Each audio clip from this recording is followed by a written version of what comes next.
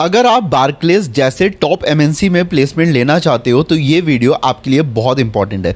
आज मैं आपको बार्कलेज के कंप्लीट रिक्रूटमेंट प्रोसेस के बारे में बताऊंगा, एलिजिबिलिटी से लेके फाइनल सिलेक्शन कॉल तक। और सबसे इंपॉर्टेंट बात, सिर्फ कोडिंग ही नहीं, कम्युनिकेशन स्किल्स भी सिलेक्शन में बहुत बड़ा रोल प्ले करती है।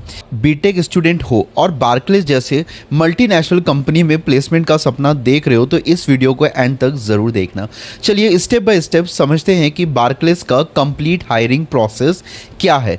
सबसे पहला स्टेप होता है initial eligibility and the resume shortlisting. सबसे पहले बात करते हैं एलिजिबिलिटी की।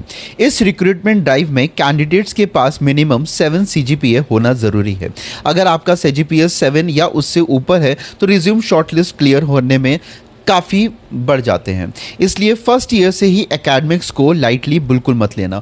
बहुत सारे स्टूडेंट्स कोडिंग पर फोकस करते हैं लेकिन CGPA इग्नोर कर देते हैं और बाद में शॉर्टलिस्ट ही नहीं हो पाते।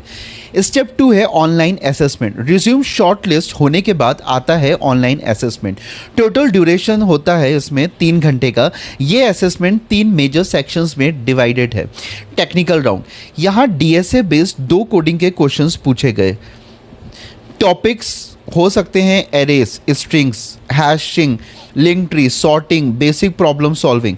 अगर आप रेगुलर लीड कोड या गिग्स फॉर गिग्स प्रैक्टिस करते हो तो ये सेक्शन मैनेजेबल है। एप्टीट्यूड राउंड, ये एप्टीट्यूड सेक्शन थोड़ा यूनिक होता है। नॉर्मल एप्टीट्यूड के अलावा image based questions, logical reasoning, calculative problems पूछे जाते हैं। इसलिए सिर्फ कोडिंग प्रिपेयर करना इनफ नहीं होता है। बिहेवियर असेसमेंट, इस सेक्शन में आपकी पर्सनालिटी और वर्क बिहेवियर इवैल्यूएट की जाती है। क्वेश्चंस जनरली सिचुएशन बेस्ड होते हैं। यहाँ हॉनेस्ट और कंसिस्टेंट आंसर्स देना इंपॉर्टेंट होता है। थर्ड स्टेप की अगर बात करें तो 2 डे का ऑनलाइन सेमिनार होता है। जो कैंडिडेट्स OA क्लियर कर लेते हैं, बार्कलेज की तरफ से 2 दिन का ऑनलाइन सेमिनार में इनवाइट किए जाते हैं। डे 1 में कंपनी का इंट्रोडक्शन होता है जिसमें उनका work culture, basics business overview, career opportunities होता है। डे 2 में उनका इंटरव्यू प्रोसेस होता है। यही से एक्चुअल सिलेक्शन जर्नी स्टार्ट होती है। स्टेप 4 की अगर बात करें तो टेक्निकल इंटरव्यू। टेक्निकल इंटरव्यू में जब मेनली फोकस किया जाता है वो होता है DSA। Interview coding approach, logic और ऑप्टिमाइजेशन चेक करते हैं।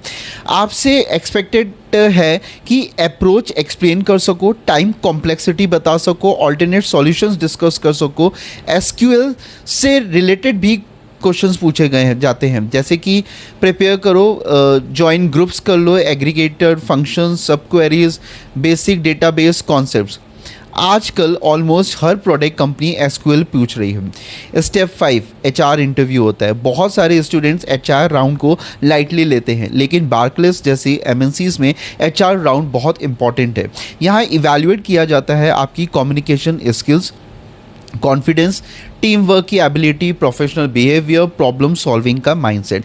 एक इंटरेस्टिंग ऑब्जर्वेशन ये भी होता है कि अगर किसी कैंडिडेट की कम्युनिकेशन और बिहेवियर स्ट्रांग हो तो सिलेक्शन चांसेस ना काफ़ी इंप्रूव हो जाते हैं। सिर्फ कोडिंग एक्सपर्ट होना इनफ नहीं है, आपको अपने थॉट्स क्लियरली कम्युनिकेट करना भी आना चाहिए।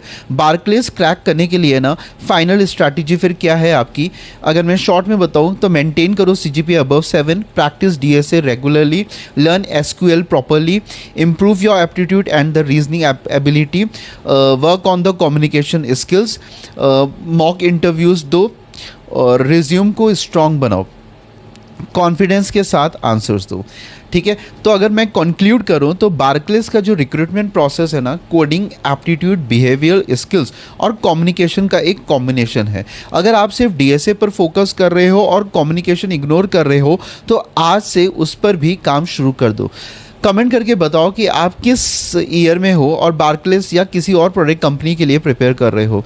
वीडियो पसंद आए तो लाइक, शेयर और चैनल को सब्सक्राइब करना मत भूलना। मिलते हैं नेक्स्ट वीडियो में। Thank you and all the best.